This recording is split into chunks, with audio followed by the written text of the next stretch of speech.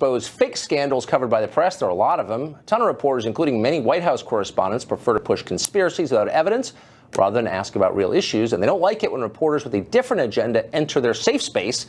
In fact, including to one reporter, dissidents in the White House briefing room are resented and bullied for not adhering to a certain line. Kaitlan Collins is a White House correspondent for the Daily Caller.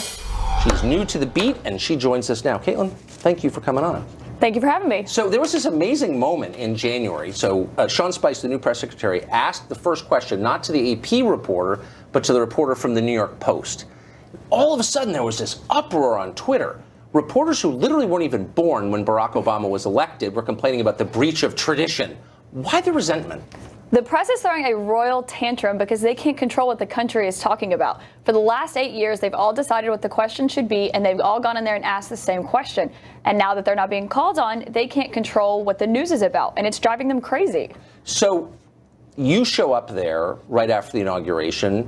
You haven't covered the White House before. You don't work at the Boston Globe or the New York Times. What kind of reception did you get? It's definitely a little tense, but I'm not really there to impress them. I'm there to ask the questions my readers want answered, and I'm not there to ask what they want me to ask. I don't get the questions that CNN wants. I don't get the questions that MSNBC wants. I ask what my readers want me to ask, because outside in the real world where the other 300 million people live, they don't care about, personnel issues that MSNBC is asking. So you actually took some heat from other reporters when you, at a press conference at the moment when Mike Flynn was having all his troubles, National Security Advisor, you asked a question to the podium about what the foreign policy challenges facing the country are. And what was the response to that? It was very heated. I got a lot of criticism on Twitter. A lot of people came up to me and asked if the White House told me what to ask, which is offensive. And I asked a big picture question about national security and who we're going to get into a war with next. And that matters more to real people than a personnel question of who's working in the White House. No one will remember Mike Flynn's name by next year.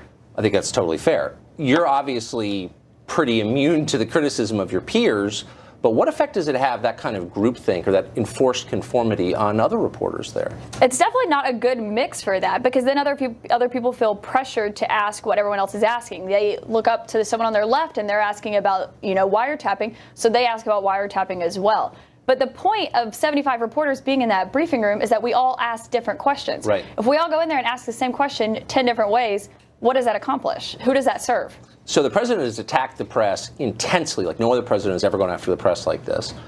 What does that do to the reporters covering the briefing every day? People are a little hysterical about his criticism. Yes, he hates the press. Yes, he's very vocal about it. But what president has not hated the press? We make their lives harder, and they all hate us. They may not all talk about it, but they definitely hate us. Yes, they do.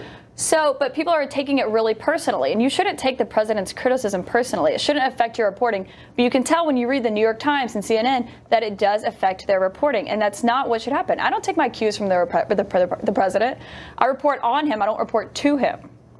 So you think that there's a personal element to this? They don't like him because he criticized. Because he calls them out by their names, and they don't like that, and then they get a lot of heat on Twitter, and then it makes them resent him. Not for his policies and not for not following through on his campaign promises, but for who he is as a person. And that's not your job. Your job is not to get your feelings hurt. No, that's exactly right. Twitter seems to play a huge role in the attitudes of White House reporters. It does. It feeds their egos. They like to know how many people follow them, who's praising them. You should not pay attention to anything anyone says on the internet, though. That is pathetic. Do you see people checking Twitter in the briefing? Constantly. Everyone's updating it constantly. They're tweeting. It's a big part of it. But that's understandable. The president uses Twitter a lot. It's a new medium that everyone is, refascinated with Donald Trump being in the White House. Boy, I'm sorry. I don't like that the president uses Twitter. I don't like that reporters use Twitter. I just think it's weird. But I guess I'm not in charge. Kaitlan Collins, thanks for joining us, of the Daily Caller. Full disclosure, I helped found the Daily Caller, but no longer have an editorial role there, sadly. Remember Donna Brazile? Last fall, DNC emails published by WikiLeaks revealed that Brazile, while working as a CNN contributor, that's right, a television contributor, helped rig the Democratic primary by forwarding debate questions to the Hillary Clinton campaign. Now, at the time, Brazile refused to admit her complicity. She even suggested the emails had been forged, in a pretty famous back and forth with Megyn Kelly, you may remember. Well, today, in an essay for Time magazine, which still exists, Brazile finally admitted she is guilty. Doesn't mean she's taking full responsibility.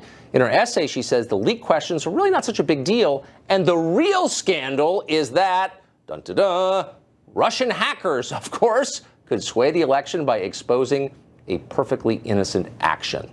Some people are just never guilty, apparently.